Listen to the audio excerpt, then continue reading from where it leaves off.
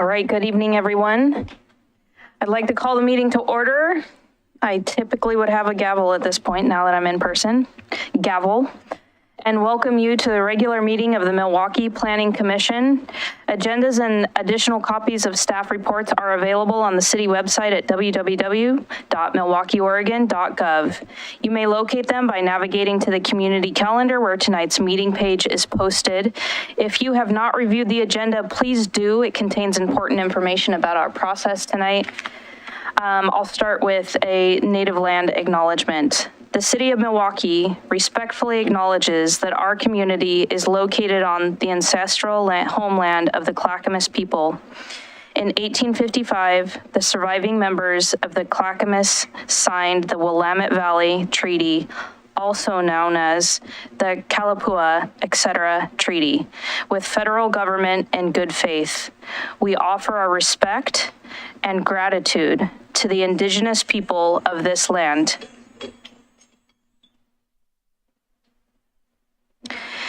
Moving on then to minutes. Hearing some feedback. Okay. So looking to the minutes for March 22nd, 2022. Does anyone on the Planning Commission have corrections to be stated? Seeing no hands raised. I'd like to make a motion to accept the minutes from March 22nd of 2022. I second the motion. It has been moved and seconded. All those in favor, please state aye. Aye. Aye. Seeing all members here stating aye. Next on the agenda is approval of the minutes for April 26th, 2022. Asking then if any commissioners have corrections to state. Please raise your hand. Seeing no hands raised. I'd like to make a motion to approve the minutes for April 26, 2022. I second the motion. It's been moved and seconded to approve the minutes. I would ask all those in favor to state aye. Aye. All those opposed? All right, Amy, I didn't see it, but I assume you said aye. Awesome, thank you. Everyone has stated approval. Okay, we have approval of the minutes for 26th and 22nd. Thank you. Informational items, staff. Laura. I have an item, yes. So as you all are well aware, Adam Khosrowbadi has departed the Planning Commission and moved on to the City Council. Congratulations, Adam. But that means that we have a vacant position on the Planning Commission. So we have started advertising for that over the last couple of weeks. There's an opportunity, if anybody out there is listening now and is interested in being on the Planning Commission, you can go to the city's website on the Boards and Commissions page on the city's website, and you can learn more information about that and how to apply. And we've had it on LinkedIn, and we're doing it through the Neighborhood Association Friday newsletter. There's going to be an article in the pilot on it. And then we also, I guess that's it. Yep. And so we're going to have the recruitment be open through the middle of July. So if you all know anyone or nobody, but anyone who's interested, please spread the word to your friends and neighbors. And we're trying to get some good folks to apply. Awesome. Chair, I have one question. Yes. So I know that the city sort of did a mass recruitment a few months ago. Yes. Was the Planning Commission part of that, or? The Planning Commission was part of that. Okay. No one actually applied to be on the Planning Commission. Okay. So we have a couple people who have applied since that time, right, but we're hoping to get more folks in the pool just so we have a wider pool of folks to talk to. Okay, that's interesting. Thank you. Okay. Great, thank you. Audience participation.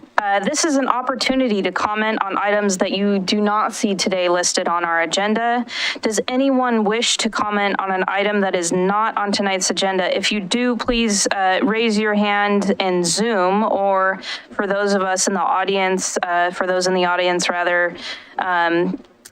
please, first of all, if you're on Zoom, you can also use the *9 to indicate that you wish to make a comment. Before you testify, please remember to state your name and spell it for the record. And then, of course, if there's anyone who's indicated here in the room they'd like to use this time, please let me know. There are no hands raised in the Zoom, Okay. and I don't have any yellow comment cards. Great. Okay, we'll move on then. So this is the portion of the meeting dedicated to the Community Involvement Advisory Committee, the CIAC. At this point on the agenda, the Planning Commission will act as the Community Involvement Advisory Committee.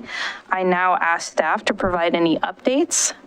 Yes, so there was a recent neighborhood NDA meeting with the chairs, with the groups, the leadership committee, I can't remember the exact name, it's the leadership committee, and you all had talked about assigning somebody from the CIAC to go to those meetings. And so they talked about it at their last meeting, and everybody's on board and excited that one of you will be attending those meetings. And I think originally it was with Commissioner Massey and Commissioner Khosrow-Body.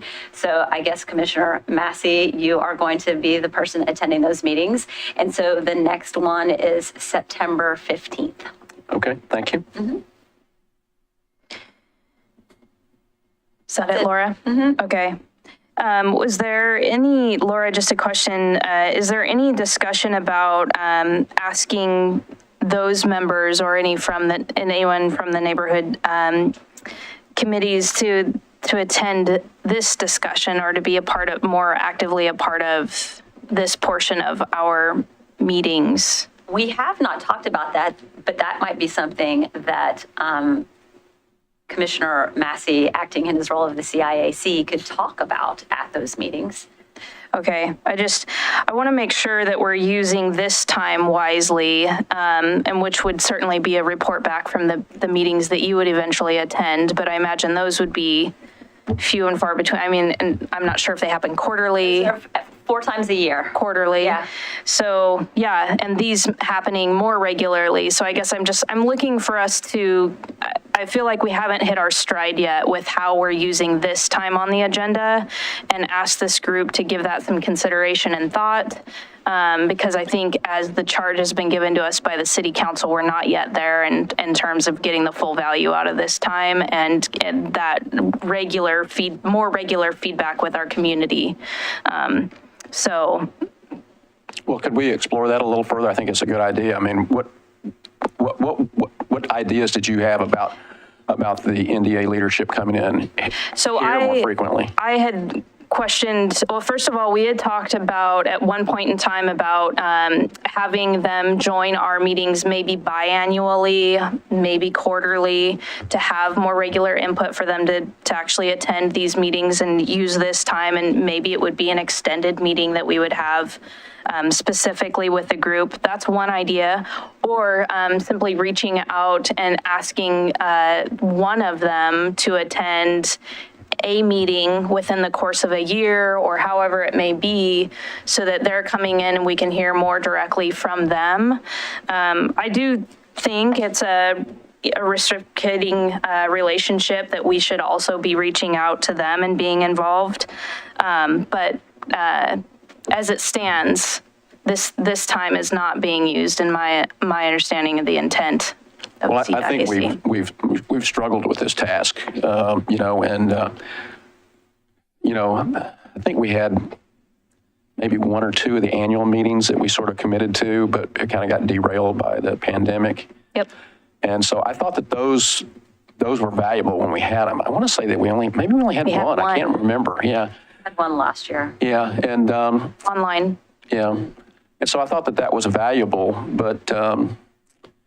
Yeah, I kind of like that. I'm kind of intrigued by the idea of inviting, one member, in on a fairly frequent basis. I mean, the number of NDAs is what, 6 or 7? Yeah. Yeah, 7. So if we get, 1 in a month, we're fairly well covered. I guess the question that I want to ask, since this is land use only, each NDA does have a land use chair. Would it be more beneficial for us to have the NDA leader and the land use chair, or just have the land use chair, or just have the NDA leader be here?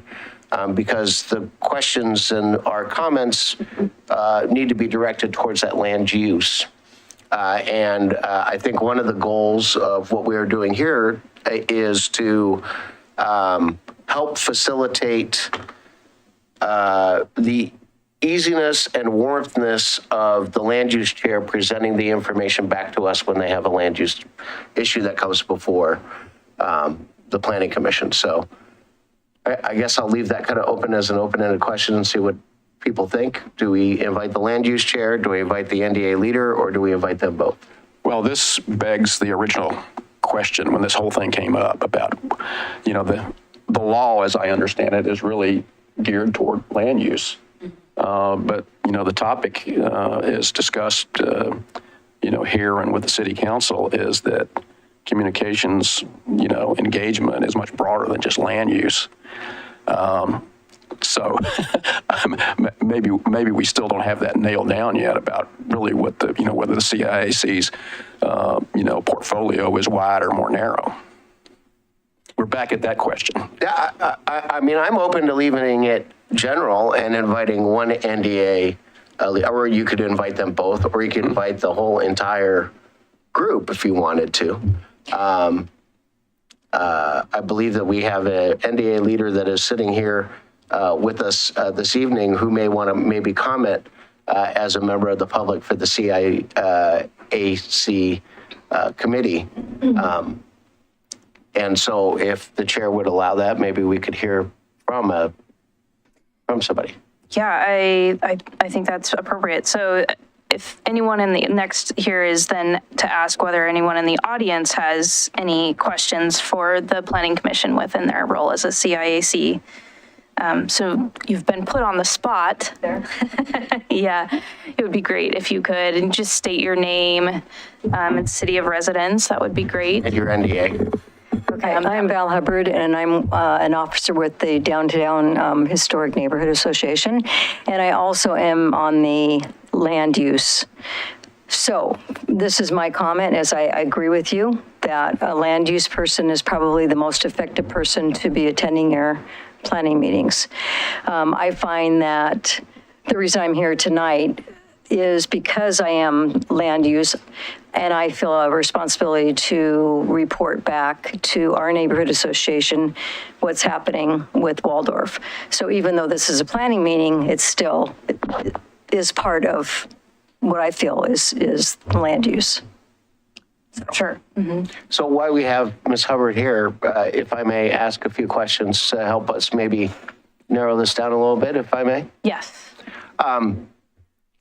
How difficult would it be on a Tuesday evening to be able to get your chair and a member of some NDAs have land use committees. That's why she used that term. A lot of them just have land use chairs or land use people that present the information. So how difficult would it be to be able to get both of you here? Is that a harder task? Is that once a month or? It would be once a year kind of thing. Yeah, no problem. Okay. Yeah, my sense, Robert, you had brought this up, but I thought it was really valuable when we had at least one representation from all the NDAs on that one evening when we were able to gather. I recognize the challenge of getting all stars aligned so that calendars can make sense, but it seemed as though the group had, the group was actively involved in conversation and sharing feedback. And I think that's because there was a group of us and all concerned and thoughtful, thinking about the same kind of issues. Yeah, and I would think that with officers, if they can't come, they will ask somebody else to come and there would be representation. We just met with all of our NDAs as a large group. Right. And I feel pretty certain the commitment that they have to the city and to their contingent. So I know that wouldn't be a problem. Okay. Well, and I want to make sure that Chair Massey's point is made that he's basically saying, well, once a month we have a single NDA here, right? Was kind of that, not just, and then once a year we can still, because I believe our bylaws state that we have to have a yearly meeting with all the NDAs. But so that would take a course of 8 months, right? If you count those 7 NDAs plus the one group NDA. So yeah, I don't think that's unreasonable if we want to ask that. Okay. Thank you so much. I appreciate it. Yeah. So Yeah, go ahead, Laura. I was just going to summarize. Oh, I was just going to say that there is the annual joint meeting with the NDAs is on our schedule for October 11th, just so you know. And then the annual meeting as the CIAC is on our schedule for November 8th, just so you know that those are on the schedule. The And annual, it's different things. There's like one thing that's being talked about with the rotating people for each month possibly, and then the annual meetings that we have that we're required to do so through our bylaws. and what I think I'm hearing this group say, where I guess what I'm recommending is it possible to make it biannual? So could we have it every 6 months to where the larger group is meeting? Do you want to have the larger group as meeting as the Planning Commission or meeting as the CIAC? The CIAC. Yeah, I think we can do what you all would like to do. Yeah, and then I would, my next question would be, what would be the difference in agendas that we would arrange between those two meetings, because they almost seem like we'd be covering similar content.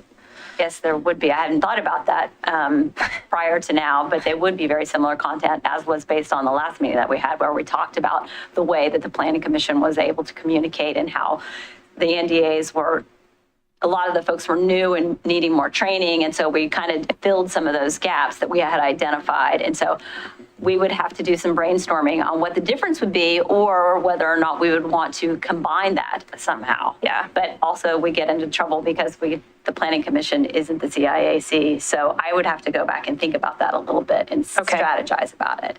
And also determine what it is exactly we would want to be talking about as the CIAC. So if I had a wish list, what I would love to have is to have, as the CIAC, individual NDA conversations leading up to October 11th meeting, so that when we put together our agenda, we had the individual discussions and see what kind of overall broad questions, issues, and concerns that kind of came up to that.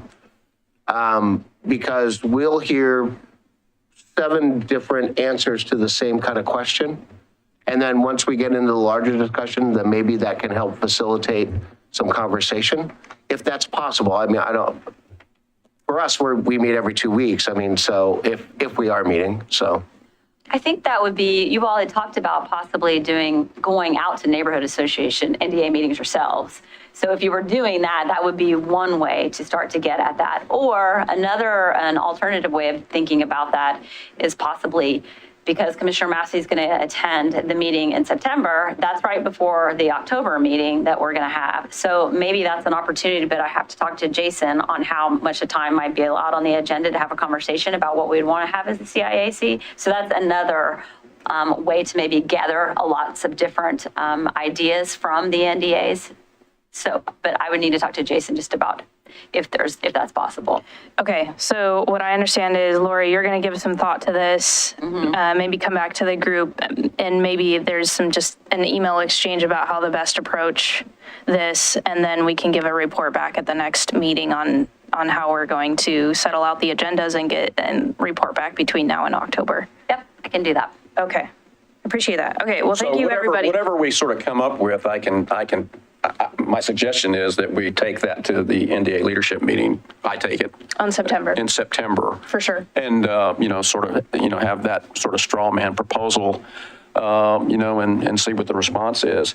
I just remind people that I think the reason we sort of settled on these larger NDA meetings, like in the early fall, was we tried to schedule it one year in the summer, and we kept having to kick it down the road because so many people were absent. So I think that's still a good time in the fall because, people are back from vacations and that kind of thing. So I think that October timeframe still looks pretty good. Right, and a lot of NDAs take the summer off. Yep.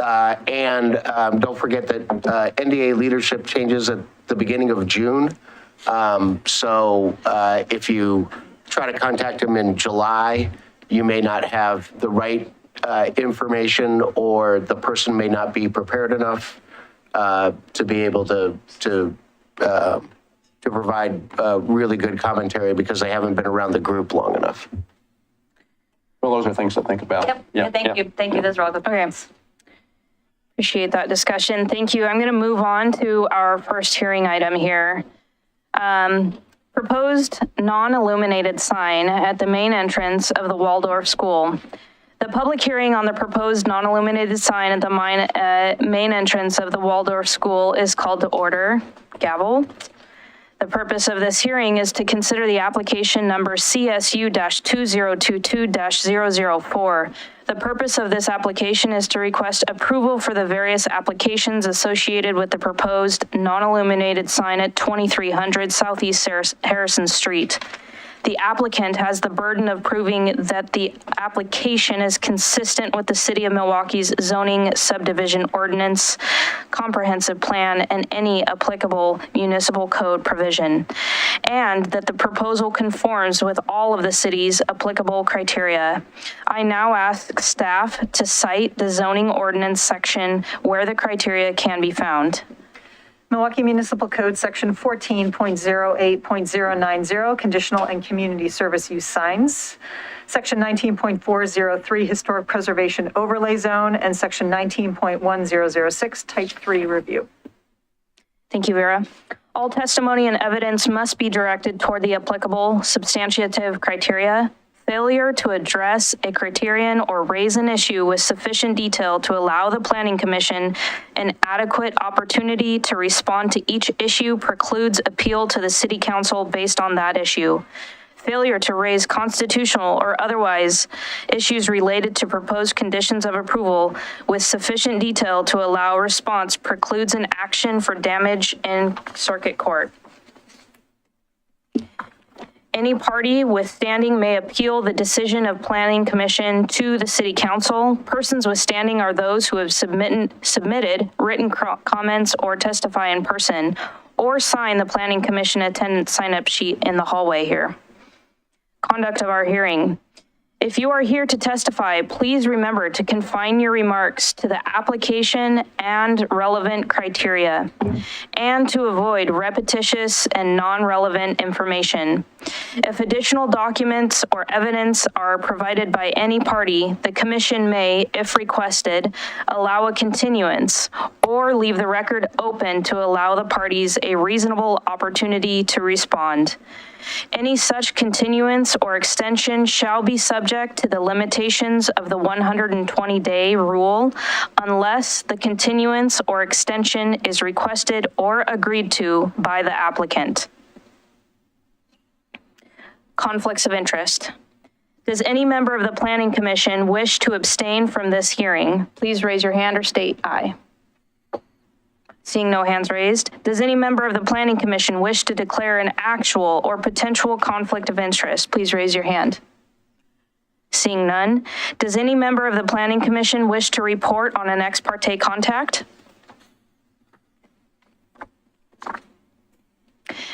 Commissioner Ernst? You're on mute.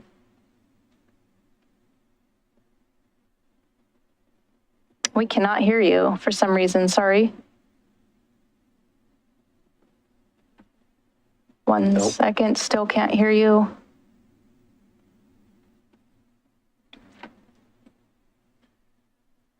Amy, can you try again? TV volume is on. Okay, just one moment.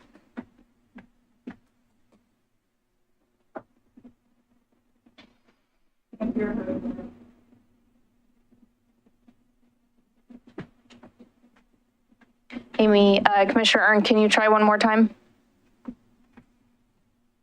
Possibly we should test. See if we can hear you.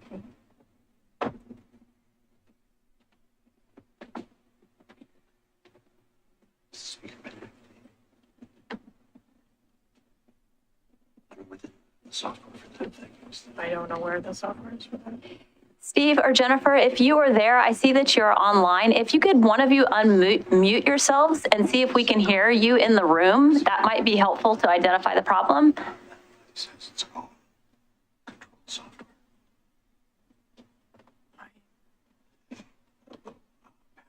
Jennifer, will you speak, please? She tried. We can't hear you either, so it's a problem. Thank you. Oh. Commissioner Thank you, Jennifer. Ernst, Commissioner Ernst, can you continue? Okay. Loud and clear. Yep. Okay. All right. In my position as admin for online community with 10,000 neighbors, I frequently read and am tagged in social media posts and comments related to the city of Milwaukee. Some communication might relate to issues being addressed at the Planning Commission. I do not knowingly interact or engage with current issues being addressed at the Planning Commission. Out of about approximately 60,000 comments and posts per month, I do not specifically recall any communications related to the subject matter of tonight's hearing, but make this general declaration for the record. Thank you very much. Does anyone have any rebuttal or to the ex parte contacts declared by the commissioners? Seeing none.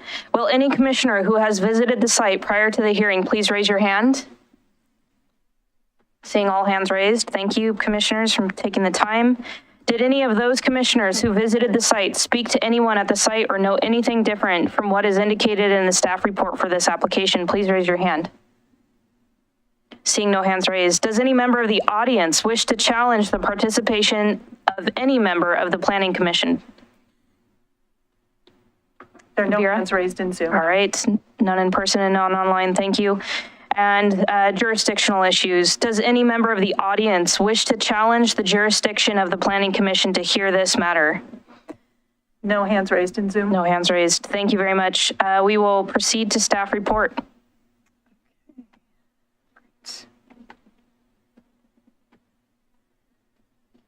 Right. All right, good evening all. Vera Coley, Senior Planner, to present the staff report for this application. I will just note for the commissioners that the applicant is in the audience on Zoom as well and is available to answer any questions. All right, the site is the Portland Waldorf School here outlined on the map in the aqua color. Site contains school buildings, parking areas, sports fields, and other school amenities. Site is on the edge of the downtown zone, and the surrounding area consists of both commercial and higher density residential development. The property is in the residential business office zone R1B. The proposal, as you see here from the application, is to install a new wall sign on the above the main entrance of the building as it faces Harrison Street. The land use approvals for this 35 or approximately 35 square foot wall sign, it is not illuminated. And again, it will be above the school's main entrance facing Harrison Street. The project requires approval of the following applications: a community service use sign application, that's the CSU 2022-004 application. It also requires historic resource review for the alteration of a significant historic resource, and adding a sign to that wall constitutes an alteration of the historic resource. So there is a historic resource review as well. All right. So the key question that staff has for the Planning Commission in reviewing the application is if the proposed sign, is it visually compatible with the original character of the building and surrounding developments? And so this is a question that comes from the approval criteria for the historic resource review, as well as the community service use review for the sign itself. The sign is less than the 40 square feet, which is up to 40 square feet is allowed as part of the community service use sign application. It is a individual aluminum lettering that are about ½ inch in size. It's not illuminated. This wall or this portion of the building is set well back from the street. And it's going to be, the sign installation itself from the application will be limited to penetrations for the fasteners only into the wall itself. And they're proposed to be contained and limited to mortar lines. So it won't destroy any historical materials or accents of the building. So that's where they've located the sign where they have, that it will be attached into the mortar of the brick, not into the brick itself. Again, the sign does not exceed 10% of the building face. It is less than the allowed 40 square feet. And the school itself is situated on a nearly 7.5 acre lot. So it's a large property. The sign won't be facing any residences. The nearest residence is an apartment complex, approximately 260 feet away across Harrison Street. Again, it is a non-illuminated sign. And City Hall is about almost 600 feet away from the building across Harrison and 21st Ave. It's designed to identify the school while maintaining the structural integrity and historical details of the building. So staff has found and is recommending approval in that the design is not incompatible. I'm sorry, something just happened with the presentation, but it is not incompatible with the historic nature of the building itself. All right, let me find the, go. Sorry about that. The PowerPoint is not cooperating so well today for some reason. Okay. So again, on the approval criteria, for the CS sign review, your review is to consider the proximity of the sign to residences, the functional classification of adjacent streets, and the scale of the surrounding development. And as part of the historic review, the approval criteria include retention of the original construction, lighting and the sign itself, the time period consistency, visual integrity and style, and replacement or additional materials if something were to happen and they need to replace the sign itself. We've included detailed findings in the staff report and in the findings for approval supporting the sign design and the proposed project within the application materials.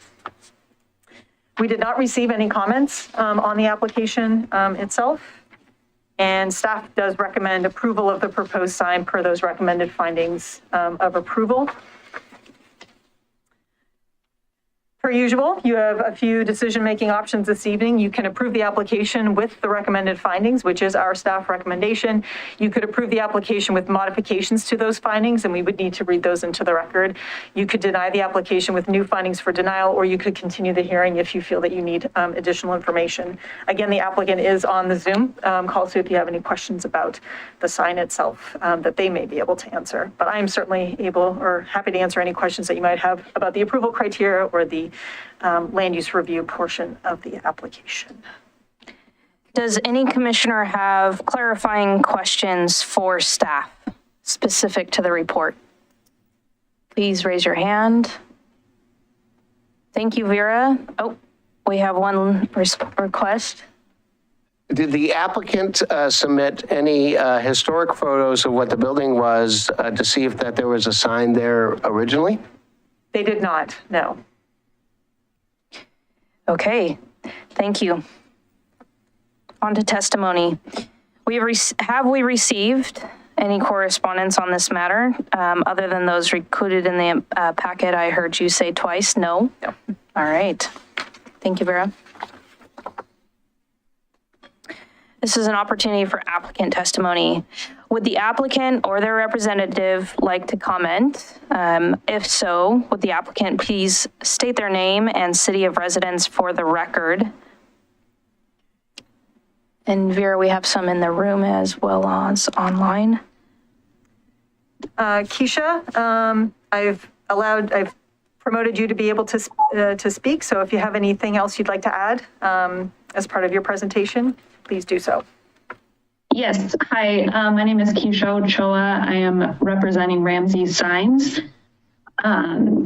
I just wanted to comment on the question. I'm sorry, I didn't catch your name. In regards to whether or not there was a sign there previously. There is currently not a sign there, but from the site survey that we did do, and you can tell a little bit in the photo of the front entrance that there was one there in the upper elevation above the set of windows previously.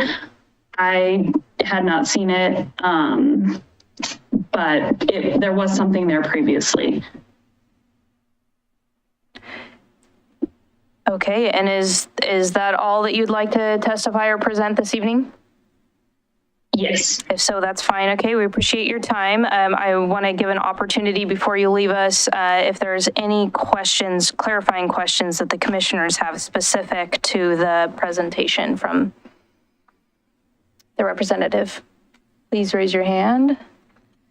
Okay, I'm going to move on then to audience testimony. Thank you very much. Does anyone in the audience wish to testify on the application? If so, please again state your name and city of residence. More of a question? And if you would, please come to the table here. Once again, state your name. I'm Val Hubbard from Downtown Historic Neighborhood Association, also a resident of the downtown area. Have we seen any designs of what the sign is going to look like? Or was that the sign at the very, very beginning? Okay, I wasn't sure about that. And is that the front entrance, or they said on Harrison Street, which is kind of confusing. So is it Harrison Street on the back side, or is it the front of the school? Front of the school? Yes. Okay. And the current sign, there's no sign right now on the front of that, of where the sign's going to go. So right? that's correct. Okay. And, All right. and I've definitely wanted Vera lean on you for any of responses or anything that may be out of line here. And it's my understanding, based on what was sent out, that the sign is going to be much larger than what the Milwaukie sign ordinance is right now. Is that correct? That is, if I may, through the Yes. chair, no, for a community service use sign, that's a type 3 review, it can be up to 40 square feet, and this one is 34.67 square feet. Okay. So it is less than the allowed size. Okay. That's confusing. Okay. All right, and then the last question, which really is kind of just a question for me because I am on the land use, is why, when a sign was put out, a sign was put in at the Milwaukie High School, the planning commission, or the land use was involved in that, but this is the planning commission. It doesn't matter to me, but I'm confused by being involved in land use on, you know, what am I supposed to be paying attention to? Does that make sense? So the application at the Milwaukie High School did come in front of this planning commission. Okay. And was a part of this formal hearing. Okay. And public. And then went to the It next did step. end up going eventually to city council and then came back to this Okay. commission for review. Okay. But it had also sought approval through a different means within the code than this current application. And please, If I can just staff. clarify, yeah.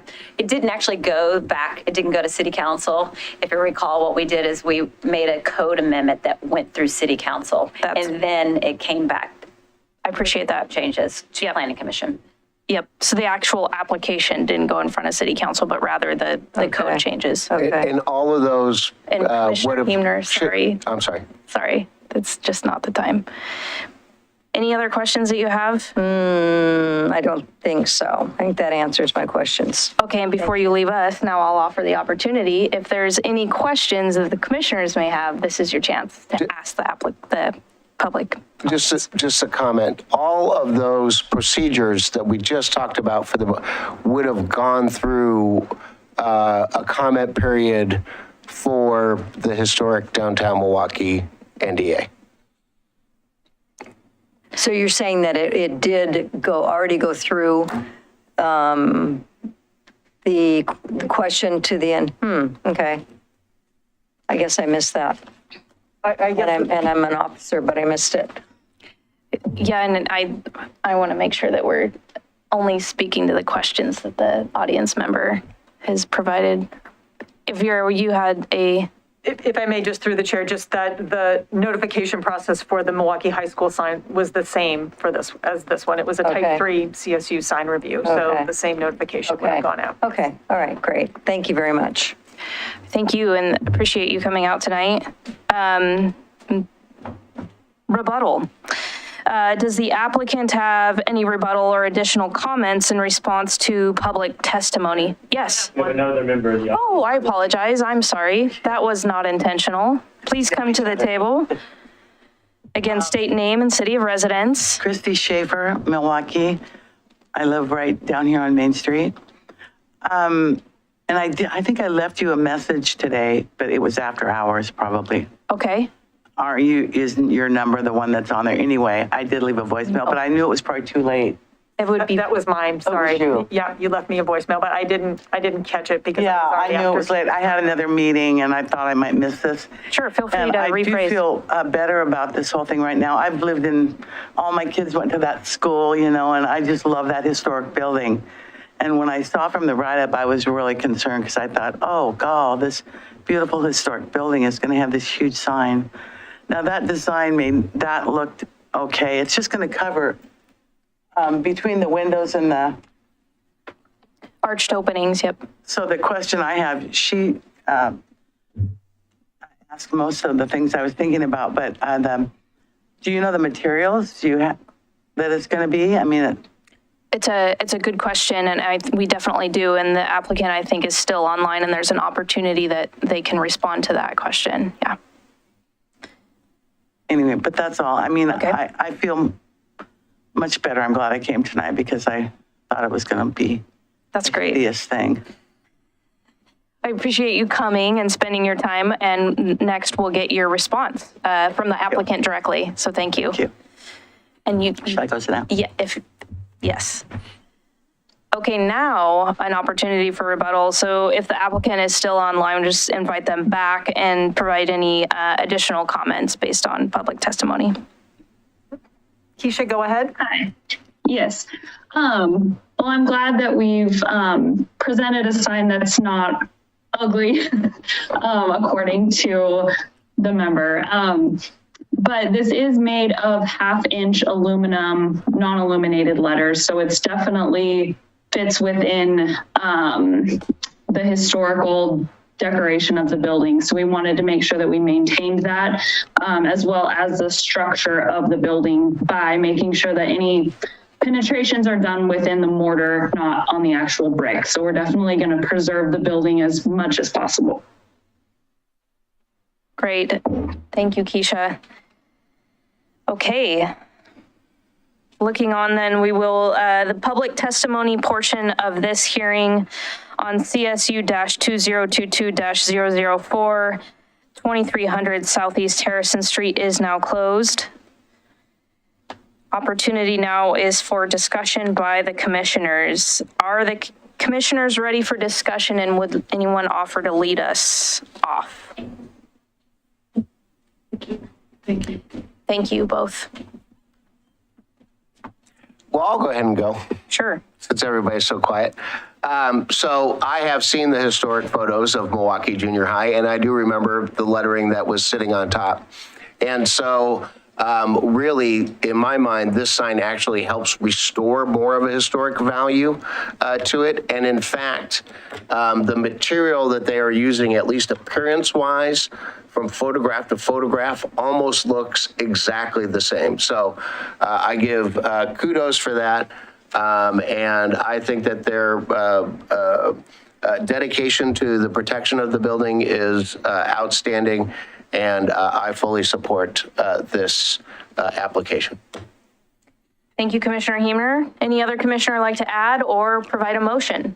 I would like to add that, I think that the proposed sign fits in well with the character and nature of the neighborhood and the school. And I would also add that I'm so happy that there's no electrified version of the sign. Can't agree more. Commissioner Ern, would you like to pile on to this? No. Okay. I'm thumbs up. Thumbs up. Okay. I will entertain a motion. Anyone? Robert's working on it. Maybe. You have to get the number up. Go ahead.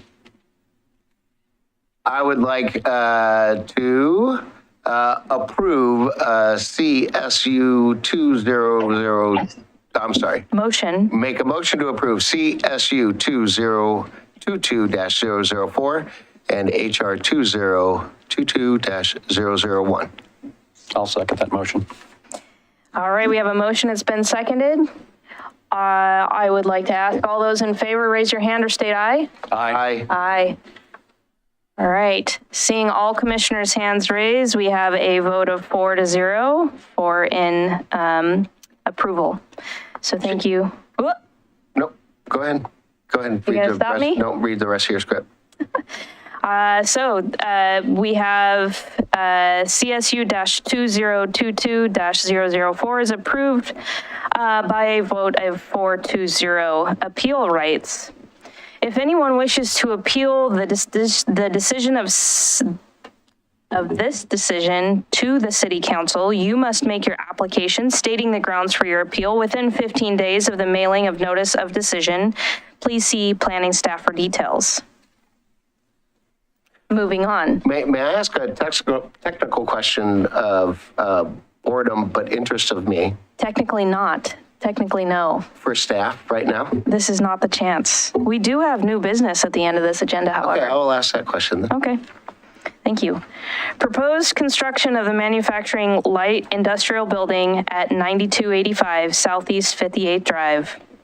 The public hearing on the proposed construction of a manufacturing light industrial building and required variance at 9285 Southeast 58th Drive is called to order. Gavel. The purpose of this hearing is to consider application number VR-2021-012. The purpose of the application is to request approval for the various applications associated with the construction of a manufacturing light industrial building at 9285 Southeast 58th Drive. The applicant has the burden of proving that the application is consistent with the City of Milwaukee's zoning subdivision ordinance, comprehensive plan, any applicable municipal code provision, and the proposal conforms with all city applicable criteria. I now ask staff to cite the zoning ordinance section where this criteria can be found. Milwaukee Municipal Code section, or Title 12, Section 16, Access Management. Title 19.309 Manufacturing Zone. Title 19.600 Off-Street Parking and Loading. Title 19.700 Public Facility Improvements. Title 19.906 Development Review. And Title 19.911 Variances. Thank you. Any party withstanding may,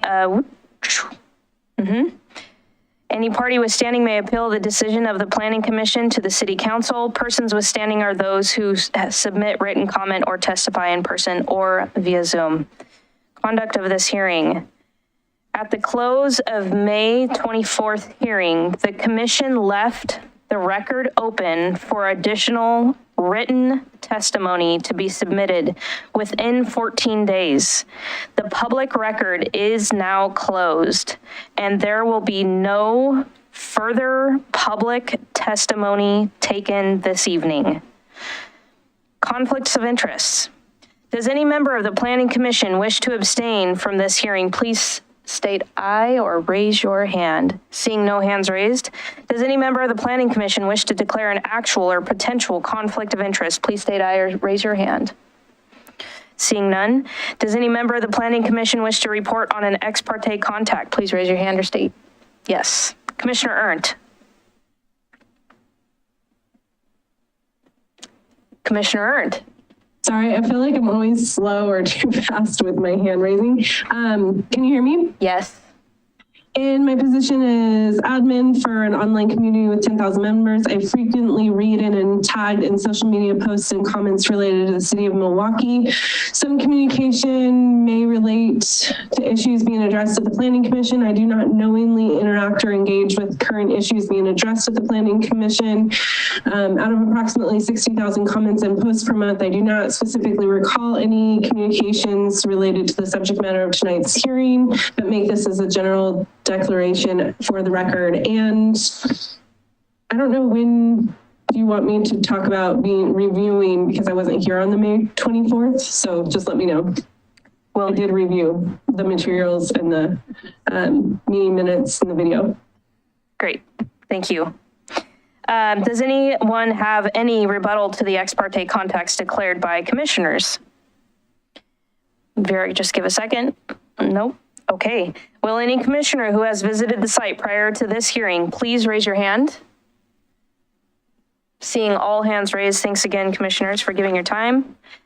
Did any of those commissioners who visited the site speak to anyone at this site or know anything different from what is indicated in the staff report for this application? Please raise your hand, if so.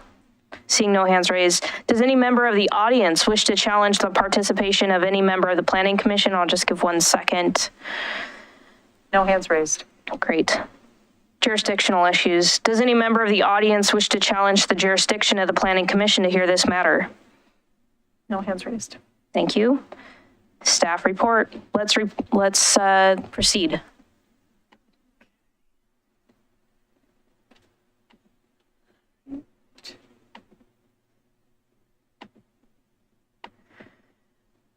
Okay, I'm going to share my screen, and we'll see if PowerPoint will cooperate tonight. All right. Okay, good evening, everyone. All right. The purpose of tonight's hearing is for the commission to deliberate on the application, so there won't be any public testimony taken tonight. This staff presentation is a brief summary of previous presentations as a way of setting the commission up for your deliberations. You can see here on the map outlined in red, and then again from a street view portion, the property is a small vacant lot located at the corner of Johnson Creek Boulevard and 58th Drive, and it is zoned manufacturing. The site itself is 3,592 square feet. It is vacant, and it was formerly used for storage of materials for the adjacent Smith Rock business. Again, the property is zoned M manufacturing, and it is surrounded by the manufacturing zone. The R7 zone, or actually it's now the RMD zone, should have updated this map, sorry. The RMD zone is across Johnson Creek Boulevard and on the other side of the Springwater corridor from this property. All right. Again, the proposal is for a two-story, 1,848 square foot manufacturing building. The proposed development requires a collection of applications. There is a variance to reduce the minimum front yard setback to 0 feet on Johnson Creek Boulevard. That is a type 3 review. To reduce the width, a variance to reduce the width of the parking area perimeter landscaping to 3.5 feet from 6 feet. And a variance to the accessway location requirements that would reduce the spacing between the driveway apron and the property line and the distance to the intersection. And that request is subject to a type 3 review. They're also requesting a parking modification to allow the one required on-site space to be the accessible space and have their other parking be the on-street parking that they are providing as part of their full frontage improvements that are a requirement as part of the project. Again, full improvements on 58th Drive are part of this application, including sidewalk, planter strip, and those aforementioned parking spaces. This is the plan, the site plan for the project. And again, you can see sort of the outline of the building and then those full street improvements, including the planter strip. And you can see the on-site landscaping that is part of the application. That as part of this application, there is a required 20-foot dedication of the property from Johnson Creek Boulevard. So that reduces the lot size from 3,760 square feet to 2,605 square feet. This chart, and this was presented at the last hearing as well, summarizes the manufacturing zone development standards and how this application complies with those. And you can see that the variance requested is to that front yard setback from Johnson Creek Boulevard to account for that 20-foot dedication. And then the other standards, including the side, rear, and street side yard setback, the building height, and the site landscaping. As far as the manufacturing zone development standards, the application complies with those requirements. This graphic was shown as well at the last hearing, but the red outline shows the footprint of the building without the variances being requested.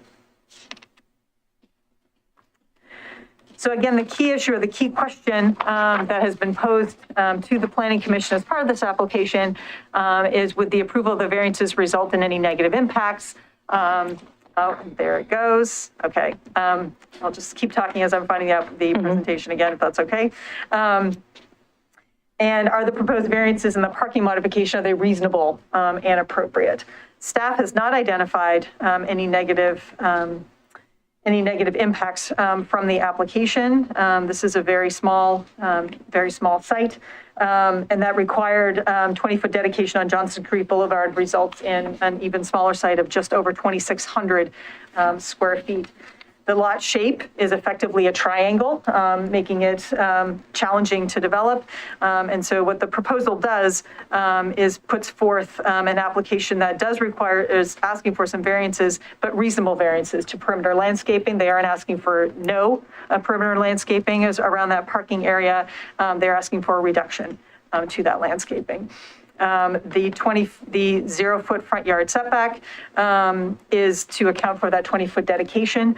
So the building would be essentially effectively at the back of the sidewalk when and if those Johnson Creek Boulevard improvements are made.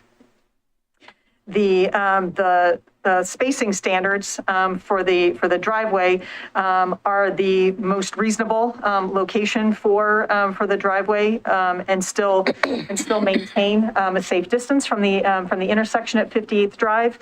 And again, the applicant submitted a traffic impact study or an access impact study to account for that, as well as a follow-up impact study that was submitted as part of the application package.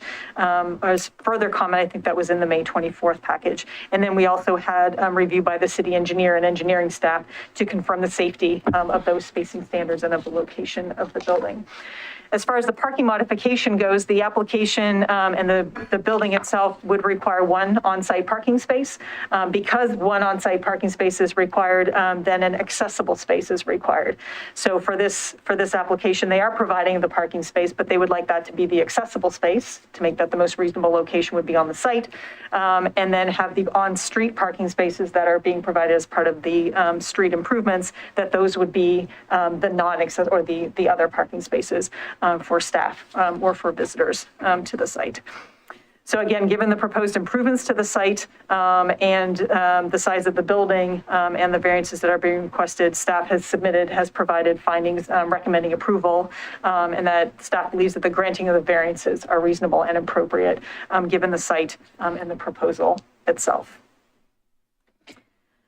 Great. Approval criteria. The discretionary relief criteria require an alternatives analysis that provides analysis of the impacts and the benefits of the variances, and then the variance is determined by the Planning Commission to be reasonable and appropriate, and that it meets one or more of the following criteria. And this is where we talk about avoiding or minimizing impacts, having desirable public benefits, and or responding to the existing built or natural environment in a creative manner or sensitive manner. And then finally, that impacts from the proposed variance are mitigated to the extent practicable. And again, staff has included findings with the staff report supporting the requested variances and the parking modification. Testimony was received specific to the Carol Phelps verbal testimony at the April 12th hearing. That was what those additional 2 weeks of written testimony was to be focused on. And these are the folks that submitted by the June 7th deadline, and these were all included in your packet for tonight's hearing. Again, the staff recommendation is to approve the variances and to adopt the recommended findings and conditions of approval. You have 4 options for decision-making this evening. You could approve the application with the recommended findings.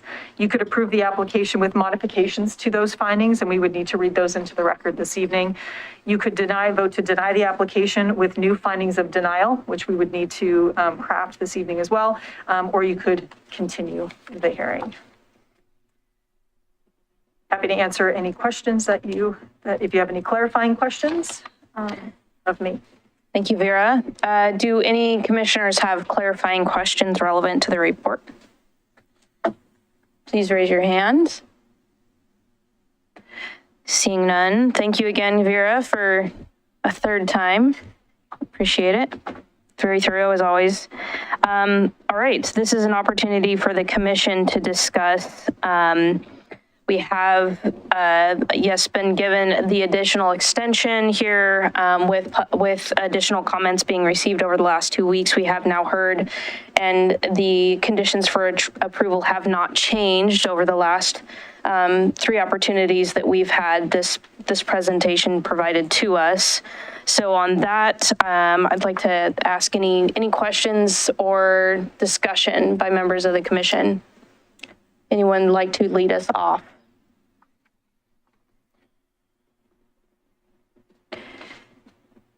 No one seems openly excited or encouraged here to be the first to lead off. I'll go ahead and go if you want me to. I always happen to be the first. I was trying to give somebody else a chance if they wanted to make a comment. Please do, Commissioner Hamer. So my number one biggest issue is what happens is because the way that the building is designed and the way that the handicap access is that manufacturing requires good raw material to be shipped in and goods to be produced to be shipped out. So what happens is that those of you that aren't familiar with forklifts, is that the mast of a forklift is 3 times as high as where it's at the ground. So for example, if a mast is at 4 feet, then the top of the mast is up to 12 feet. Which means if you are getting semis to come in, because the applicant did say that they were going to use the handicap area as their unloading and loading area, that the building is actually too short to be able to do that, which now means that the semis are going to be unloaded and loaded out onto 58th. And Commissioner Heemner, which of the conditions The for parking approval modification. to the parking modification, and you seem to be kind of indicating loading / kind of service? Because they don't have enough parking in there that they cause this issue. And because if that handicap accessible area is being used for handicap accessibility, then it cannot be a loading and unloading area. And so staff has indicated that. I'm also allowed to use the criteria that it is not safe for the public that I can deny this application. So this is the point that I'm going to get to. Is that we'll also look at this loading and unloading situation, is that, okay, well, we'll have the semi just go ahead and use the 3 parking spots that are there available onto the street. That works out great, except for one thing. How are they going to get there? They're going to come off of Johnson Creek and they're going to cut through 58th and they're going to do that. The forklift is going to be on 58th, or they're going to come down 58th, which is such a steep sloping hill that give a little bit of weather. We all see what happens on Flavel during those times. That is going to be very hard. I think what happens is that by this building being a manufacturing place and the amount of activity that has to go around it, and because they do not have enough space to unload and load on site because they don't have enough parking to be able to accommodate that, it creates a very unsafe, not only for the pedestrians, unsafe condition, not only for the pedestrians that are using that area, but also unsafe to the surrounding conditions. I'm sorry that their lot is really goofy. I really wish that they would just cut off the top of that building and that would solve most of my issues, the one with the pillars, but they're using that as office. So I find this that this is that is unsafe for the general public and for the surrounding areas in my view. So there, I went first. I will be voting no tonight. Okay. Appreciate that comment. I'm happy then to be going second. Which would be that I have noted here that staff has indicated in their presentation the on-street parking providing an opportunity for any deliveries, thinking that the applicant has made good use of an irregular site within the limitations of zoning and what the site can provide. I do not see the same concerns as Commissioner Heemner relative to general public safety. Would not extend those comments. And I will be supporting this application for approval based on the criteria stated by staff in the supporting report. Would other commissioners like to comment? I would like to comment. Thank you, Chairman. This proposal, is interesting. We've spent quite a bit of time on it. I mean, it's I sympathize with the owners of this lot, which is smaller than some houses in Milwaukie. So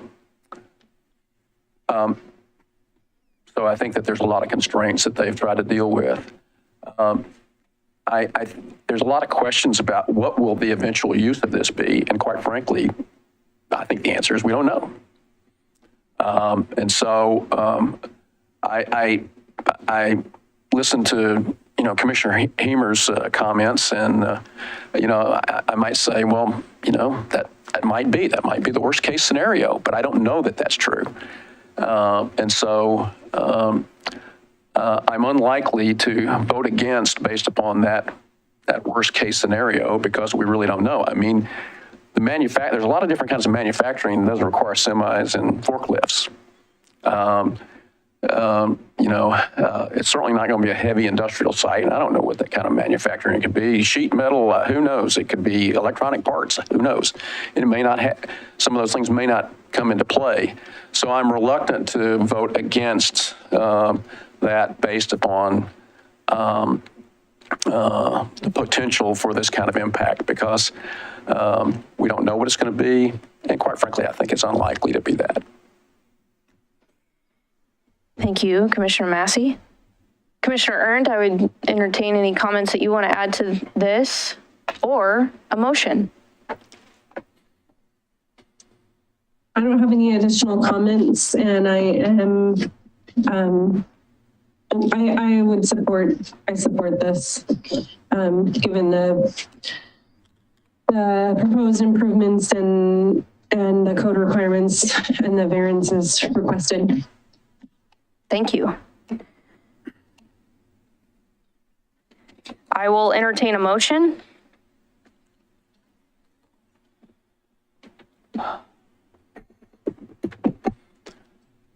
I would like to move to approve file VR 2021-012 DEV 2021-006 P 2021-003. Thank you, Commissioner Massey. I will second that motion. All those in favor, aye? Aye.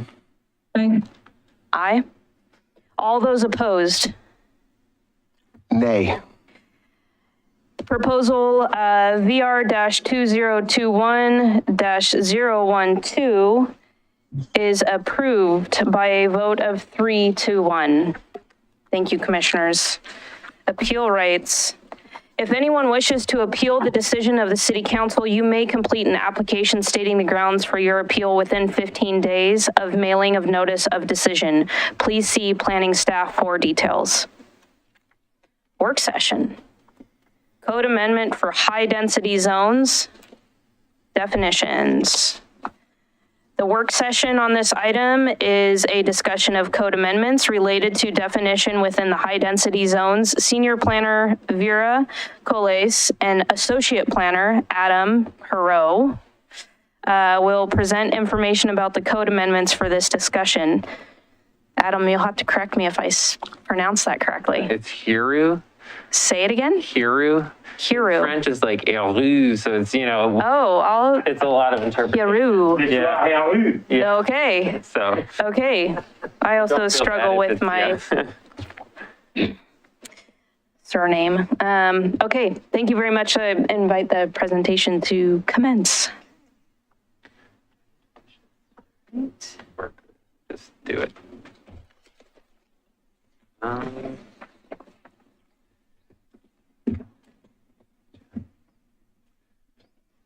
All right. Whenever you're ready. Yeah, good to go. Okay. So thank you for having me. This is my first time here, so I hope hopefully in the next couple of months I'll be seeing y'all more often on this project and others. So as you're aware, and we can kind of jump into the next or the first slide, I guess. Adam, I have a little bit of a hard time hearing you. And Oh, okay. It might be me. I can project. It's probably the mask, but. So as you may be aware, the city consolidated some of the low density residential zones as part of, the middle housing code work. And so I'll come a little closer for purposes. Do a little name tag swap briefly. And I think as part of that process, originally the high density zones were also going to be consolidated, but I think staff and the Planning Commission realized it was a lot more complicated, needed more analysis and engagement, and that's why we're here tonight. So you can see we've got the city zoning map here, and for the kind of move to the next slide, I tried to sort of isolate those R3, R2, R2.5, R1, and R1B zones in the city. A lot of them are really clustered around downtown, but there are quite a few of them in little pockets in the neighborhoods as well, sort of spread out. So there's quite a bit of this type of zone in Milwaukie. So this, go to the next one here. So why update the city's, high density zones? I think it's been identified as a city council priority through implementation of the comprehensive plan. One of those goals is to simplify and consolidate a lot of our zones, and then also removing barriers and bias from the code. We'll talk a little bit more about some of those instances, but Milwaukie sometimes treats allowed uses with similar impacts in disparate ways. And then also updating outdated terminology. So some of the uses, the words that we use are very old. And so there's some things that the state are using now that might be more appropriate to replace those. And then also just streamlining some of the complicated use categories and review processes that some of the residential uses are subject to right now in these high density zones. It's another good reason for that. So we've got a proposed review process that we've worked out for your consideration here. Step one, revise the definitions and the terminology for some of these uses, get those up to date. And then in step two, work on revising the review processes for those uses, and also consider, are there other things we want to add as the Planning Commission to those permitted uses, and then also considering consolidation of what is now 5 zones into some smaller number of zones, considering that question as well. PowerPoint is not like us tonight. Yeah. It's like crashing over and over, but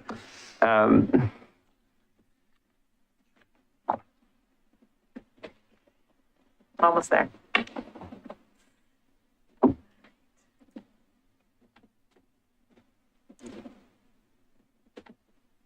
Okay. Excellent. So this is kind of our proposed review schedule to this point. We're looking at, obviously tonight, consolidating some of these definitions.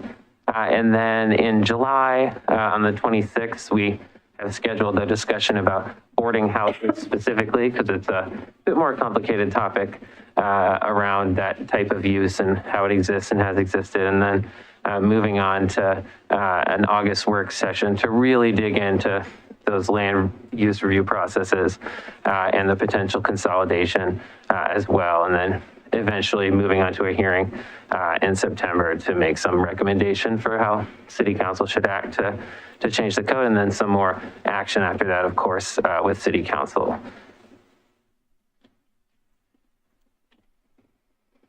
So this is a slide with a lot of text, but it's just to show you, I don't think we should read these word for word right now. But there are several residential use types that exist, and these are the ones that we're really focused on that could really use some updating. So this table's in the staff report if you want to take more of a deeper look at it. But we essentially propose revising all of these terms as a part of this process and representing some, especially for those top 4 uses tonight. The state of Oregon uses some different terminology now. Some of these terms are pretty old. And so and then we can focus more on the boarding houses at the next session in July. So I'll try to jump in on this piece now here. So I've done a little highlighting here to try to help show there are some outdated terms, those are in yellow, and there's some inconsistency in how we treat these across the zones, despite having similar impacts in their land use. So for instance, senior and retirement housing is a conditional use there in the R2 zone, while a congregate housing facility is not, and they're actually very, very similar. We've got residential homes in here, which are, there's just a different term that's used now, but that dates back to 1978 and 1988 federal legislation.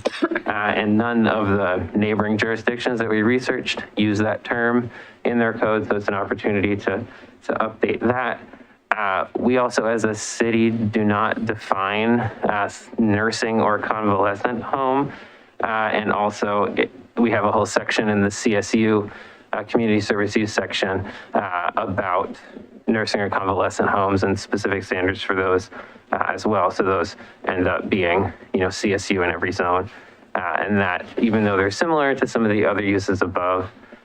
And then also, congregate housing facilities there are treated very similar to multi-unit developments, yet senior and retirement housing is not. And the big difference there is the R2 zone where, some things become or still a conditional use in that zone, whereas others are not.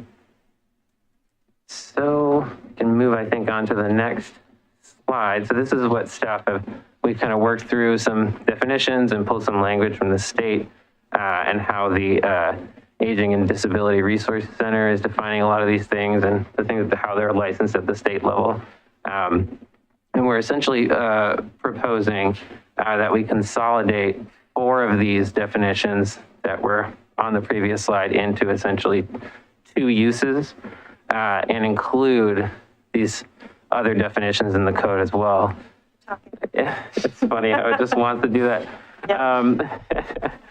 So the residential home that I just referenced, which is, it's up to 5 people being cared for in what is often looks just like a single family home.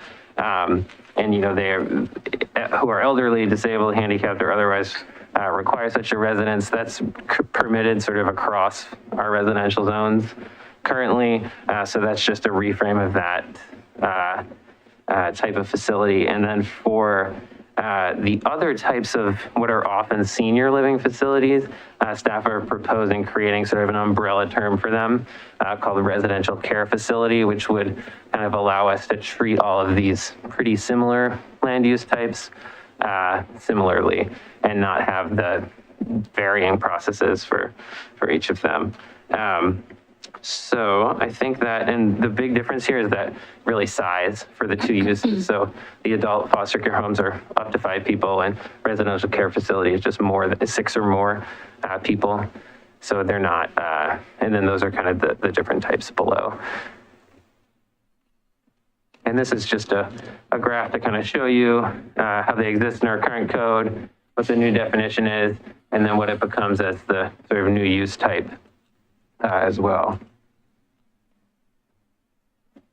And, the work session number 3 is going to deal with how the fact that some of these are, going to end up being, if we're switching to one term, then we're going to struggle maybe to reconcile some of those conditional use, community service use questions. So we got to kind of decide and reconcile in session 3 how we want to treat that particular new term, residential care facility. Yeah, here are some key questions for the work session. Does the commission concur with some of these proposed definition changes? And then also, does the commission concur with the consolidation of some of those definitions and uses under an umbrella term, in this case, residential care facility? I think that's everything. That's just a reminder of the proposed review process, and you can kind of open it up to you all. Great. Thank you. Appreciate it. Well done. I'll open it up to the commission for questions. I've got a couple, but I'll. Thank you, Adam. I'm sorry, can I have the floor? Yes, absolutely. Yeah. Thanks for that. I like this effort to consolidate things and make things less cumbersome.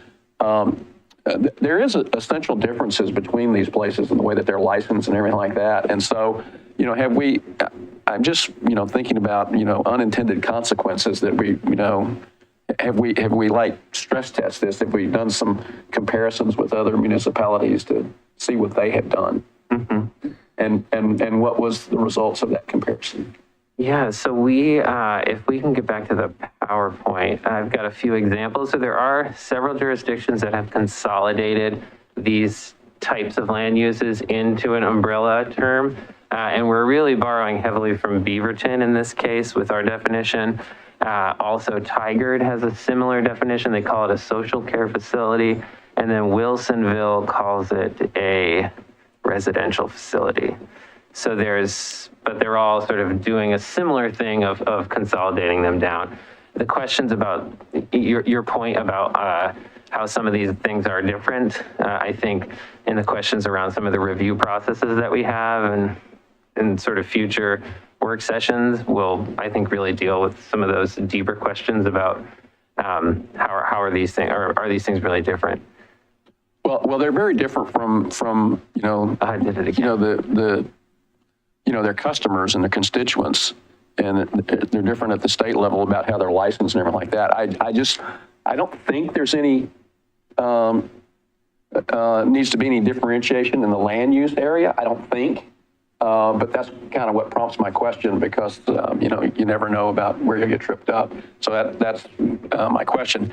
I do have one more question, and that is for adult foster care homes, I want to say there was a proposal to increase that to 6, from 5 to 6.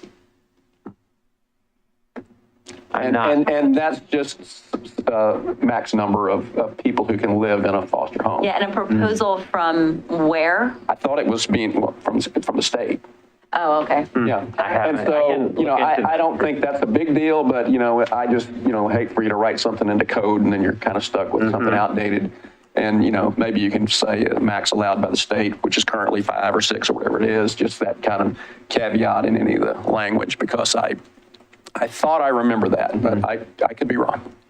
Yeah, and most of the jurisdictions codes that we looked into have that 5 or fewer and 6 or more. So they've all got it kind of codified. So yeah. But that's the state requirement, is that foster homes can only be. It was currently 5, but I thought that there was a proposal to increase it to 6. Just to double check. Yeah, we can do some research for sure. Okay. Yeah, just so you know, Adam has done an immense amount of research. It's been crazy because we had to rip this thing apart, right, to really understand it. And he dug in so deeply with all the jurisdictions, all the state and everything. And this is kind of like this is the best thing we could come up with based on all of this information that he gathered. But yes, of course, we're happy to answer all the questions. It's super complicated. It took us what looks really simple right now. It took a very long time to get to, just so you all know. Yeah, I appreciate that. I think the two questions that I have, one is in similar kind of thinking about how when making code updates and simplification and kind of creating clear path and language, often when we do that, we eliminate areas where in the future we come back and wish we would have had greater definition. It's always like this flux between simplification, but yet recognizing the differences. And so I too would just want to make sure that in the simplification, which is, I think is a benefit, that we aren't somewhere down the road as the test of time creating roadblocks or challenges for this group and the Planning Commission to kind of better create clear pathways, I guess, for applicants in the future. So just, I'm sure you've given time to that, but that's one thing that's on my mind. And then can we bring up the table 19302.2?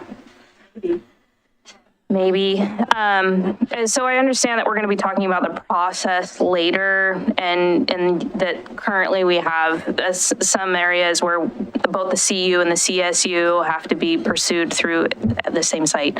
I get that. Can you just tell me, and where you were perceiving highlighting differences in green, I believe? Mm-hmm. As I read that, are you saying that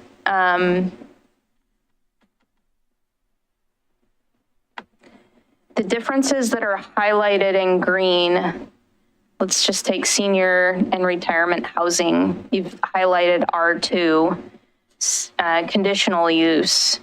Is that a difference across, for a senior and retirement housing across R3 through R1-B, in comparison of those different R3 zones, for a senior in retirement housing, you are saying the R2 is unique to the other 4?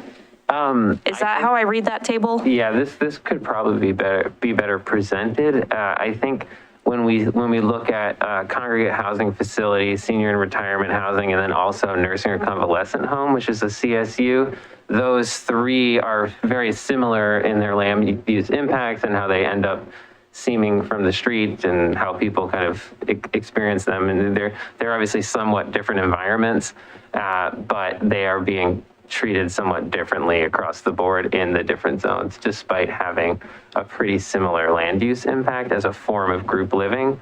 They're being treated differently in the case of a nursing or convalescent home. It has to go through a CSU process in any of the zones, whereas a senior or retirement housing could just be permitted outright in R1 and R1B. So they are kind of both subject to type 3s in a bunch of zones, but not all of the same zones. So I think R2 is just one of those thresholds where you might not be able from the street, for instance, to tell a multi-unit development from a senior retirement housing development, but one of them is permitted in R2 and the other one is a conditional use. So they're just it's an example of sort of differing standards despite having a lot of similarities in their land use impacts. Okay.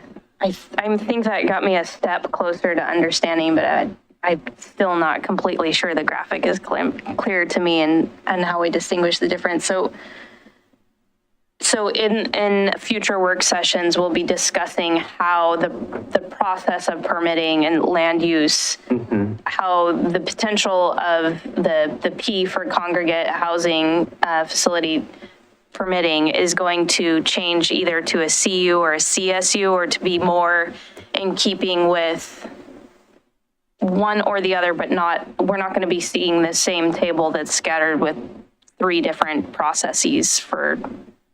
Yeah, if I could correct. So this whole idea of dealing with the high density residential zones, we needed 3 work sessions to work our way through all this stuff, right? And so what you're asking about, what is permitted where and by what process, is what we'll be talking about in August. I get it. That's part of that consolidation. And part of that consolidation is understanding that some of these uses may now turn into permitted uses as opposed to type 3 uses, right? To try to be a bit more consistent. What we're trying to be is consistent in how we're treating these uses if they have similar properties to, for example, a multi-unit development. Are there enough differences in a congregate housing facility or one of these congregate care facilities from a more traditional multi-unit apartment complexes? Are they different enough that they actually need to be a type 3? Okay. We're not sure about that. But at the moment, tonight, we're just trying to figure out, can we consolidate these definitions? Is there a way to simplify or create an umbrella term underneath which we can have some of these other uses and modernize the terminology so that we're more consistent with state terminology? I guess what I'm struggling with is, in order to kind of agree that the definitions are, that the provided definitions are, make sense for moving forward, I kind of need to understand why in the first place we would have designated them differently through the permitting CSU or CU process, which highlights to me what the inherent differences are. At some point, some governing body felt that there needed to be a separate process. So maybe, Adam, that's part of what you'll be, kind of revealing and we'll be discussing at the next work session. But it's hard to agree on definitions when I don't know that back history first. I feel like I'm not. Yeah, I mean, they're connected, right? The decision to consolidate will impact the uses and the land reuse review process for them. So you got to kind of be thinking about them all along the way. Yeah. Even though we try to really focus in on the definitions today, we knew we couldn't leave out the implications of them in terms of review. I do have some of the, on the PowerPoint at the end, there's some, the example of the CSU standards for nursing or convalescent homes that's outlined in our code in the CSU section of the code. And then the conditional use criteria for a senior retirement housing that also exists in there. And I think in a lot of ways, it's like sort of protective. It's trying to make sure that they're located in certain types of areas, have access to certain services, but at the same time, it ends up, being, it's a more burdensome process for some of the folks who've come before us to try and cite maybe a nursing home and a memory care community and then they got to go through 2 type 3s and meet both the sets of the standards. So that's kind of the impetus, I think, for or some of the ideas behind the consolidation is that, like, yes, there are some issues with the review processes, but trying to focus on the definitions first and like, what are these uses? Maybe at a future work session, if you could unpack an example specifically so we can kind of see how your kind of research has led you to what will be proposed on August in terms of a process, that would help me at least. Yeah. So I'd appreciate that. But generally just appreciate the work and feel like we're moving in the right direction. Sure. Yeah. Oh, Commissioner Ernst, sorry, thanks for being patient. Okay. I just wanted to say that I do support the proposed definitions and that I do agree with the consolidation of the definitions underneath the residential care facility. The reason is I've worked for many, many years in all of these types of facilities, and my experience in the land use and thinking of there's a lot of different factors that go into considering where to put different types of facilities, and I agree with the proposed definition changes and the consolidating of the residential care facility. Thank you, Commissioner Ernst. Commissioner Heimer, that would put you last. I have no comment, except I will say this. Wait a minute, no. You said no comment, but we do have a portion for other business. Right, no. What I would say is that we had talked before, why is it different in the past than it is now? And I think a lot of it is that the facilities themselves have changed. So you used to think of a memory care and a nursing home as a hospital. And now they have turned more into residential, more kind of a living style than a hospital-like thing. So to get some of these facilities in here and try to make it kind of all work, I am just dying to get into the boarding house thing. I think of Ma Bailey's boarding house. And if you don't know what that reference is, you've missed one out of one of the greatest movies that has ever been made. So, and so I'm still even wondering why that definition is on the books, if it even exists anymore. So. We're going to have a lively conversation. Yeah, I can't wait. We've done a bunch of research. No, it's a hotel, it's an Airbnb, it's everything. I mean, what is a boarding house? Okay. Great amount of research. It's a whole work session. We took it all by itself because it's such a complicated, interesting. That's going to be a 10:30 night, Chair. Or can we please have my gavel? Can I please have my gavel back? Thank you. So the only thing we didn't touch on, Adam and Vera, is the terminology residential care facility. I mean, you touched on it obviously, but I didn't hear anybody respond indifferent to that as the new modern term. So Commissioner Ernst, I'm looking at you. I'm looking at the rest of this commission.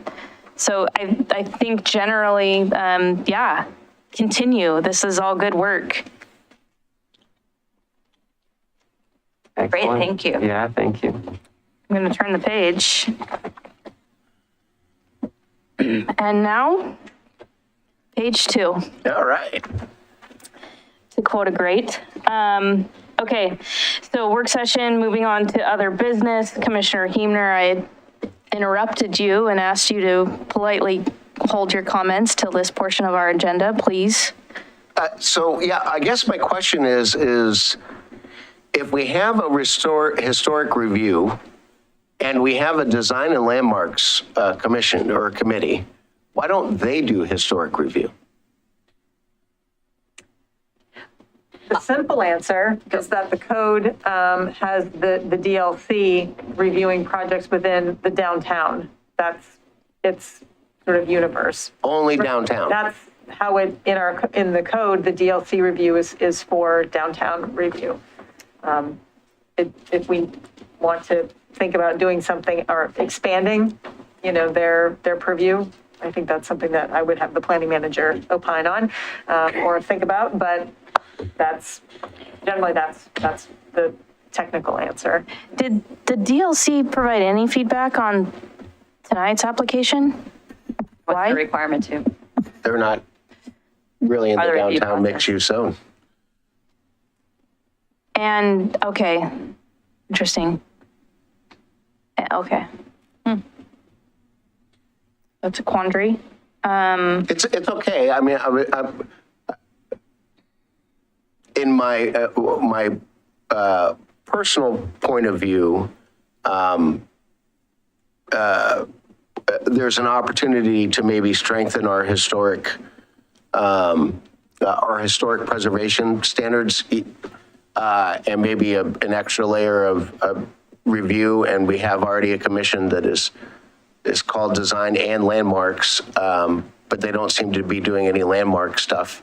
But I am sure that there will be a group of private citizens that will be working on that coming mid-August. So I just wanted that question answered right away. Thank you. That was a good one. Yeah, thank And you. I'm glad you did wait. Yeah, I would agree. I think that's worth considering or giving additional thought to. In other municipalities, you would have review by both groups independently and have to meet criteria independently from those groups. So, Yes, some jurisdictions do, other jurisdictions don't. Some have, a historic preservation zone, like downtown Oregon City or whatever you want to call it, that it's meant to be historically preserved, and so their rules are a lot more stringent than outside of that area. And there's a lot of things to look at. And talking about our whole program, it is on our work plan. It's just not on the work plan for a couple of years. That whole, opening up that whole box is there on the work plan, but it's down the road a little bit. what are you doing in 2 years, Greg? No, I'll tell you what, if you go to the Milwaukie Heritage channel on YouTube, we just did a very nice presentation on June 1st about historic preservation. And we had the State Bureau Chief for Historic Preservation, Jason Allen, come and give a very nice lecture on what you can do in your own house and be able to take advantage of those. And very nice speech by Lisa Beatty, and a very nice speech by Dr. Bennett to talk about how to do research on your own home, and a very nice speech by Michael Schmier, who lives in a very nice historic home, that gave some personal feeling about that. And I think through some work that the Milwaukie Historical Society has done, we've accomplished actually 3/4 of the work that's hard. And so if we can help move that process forward, so if all we have to do is just hand you the material, that would be wonderful. But we'll be talking to Mr. Allen to see what we can do as a private group on the back end, just to help you guys out. Thank you. You didn't ask for it, but there you go. Okay, moving on. That's what I'm doing the next 2 years, if you're wondering. Planning Commission discussion items. I have an item for discussion. What is the difference between other business and Planning Commission discussion items? Because it's almost phrased the same, and yet I'm not always quite sure. Is other business updates intended to be staff to commission? I believe so. Because I think typically commission is updating staff with some kind of update. I think one is for staff and then one is for you all. Yes. So Commissioner Hemer usually makes his pitch 9.0 after, I do some, if there's anything else that I needed to talk to you all about. Okay, because the script, Script wrong. which I lovingly refer to throughout the night, is that do commissioners have any other items for discussion? So 9.0 was added. Good point. 9.0 was added because there was a point in time where there was a lot of different planning commissioners on a bunch of different little committees. So we had the CIAC and the CIAC and, there was like, Right. and so we were all kind of serving on different committees. Like I was a representative for the Blue Ribbon City Hall deal. I guess I can point right here. So we were all just kind of reporting back to what we had found. Well, there aren't those things going on right now, so it's kind of. Maybe then. That's where we could just change it to discussion items, maybe. I agree. Want to just Eliminate 9.0, and it's an opportunity for not only staff, but commission. Got it. For 8.0, you mean, just leave 8.0 eliminated? Yeah, eliminate 9.0, yep, and add staff and commissioners. Are we on 8.0? We moved on to 9.0, which would have been your opportunity to talk, but since you talked at 8.0, you're not allowed. Oh, really? I do have one little, you want to know why? Because Laura is just dying to hear this one. Okay. Milwaukie Museum, Two Sisters Play Cafe, Clackamas County Coalition, Cultural Coalition, and Milwaukie Lumber, along with Professional Fools Productions, are proud to present Performance at the Museum July 9th, with Michael O'Neill performing 2 shows at 1:30 and 3:30 p.m. It'll be on the back lawn of Milwaukie Museum, located at 3737 Southeast Adams Street. Please bring a blanket or lawn chairs. Admission is free, but please feel free to tip the performer. For more information, go to the Milwaukie Historical Museum Facebook page or look for us on the Facebook 97222. Excellent. Other commissioners? Forecast for future meetings. All right, great. So July 12th is canceled. But then moving forward, I just wanted to let you all know, we don't have a lot of development review projects on the schedule now. I'm sure there are some coming. We know Milwaukie Bay Park is coming. We've got some projects in the pipeline, but they're not on the forecaster yet. But I just wanted to let you know that we do have work sessions scheduled basically starting July 26th for a long time because we have lots of code amendments to do. So we're starting with the high density residential stuff that we started talking about tonight. Then we also have the downtown design review, which is coming back, that went on hold for a little while. And so we've been working through that, and the DLC is making a recommendation to you all. So we're going to bring that back. Then we've also got the climate-friendly, equitable communities stuff that's coming out of the state that we're required to do. So we're going to talk a little bit about that. And then we also have some code around EV charging that's also coming out of the state. So we've got a lot of code work to do. So there's lots of work sessions moving forward. Just want you all to know that that's what's coming. That's it. Awesome. I will take a motion to adjourn the meeting. Don't all get at it at once. Otherwise, I will motion my own motion. I will make my own motion. I move that we adjourn. It's been moved. Do I have a second? Second. Do it. She did. Did she? Yeah, she did. She was semi-happy. Commissioner, can you please restate? Second. Second. It's been moved and seconded. All those in favor, aye? Aye. Aye. Good night, everybody. Thank you very much. Bye, guys. Good night.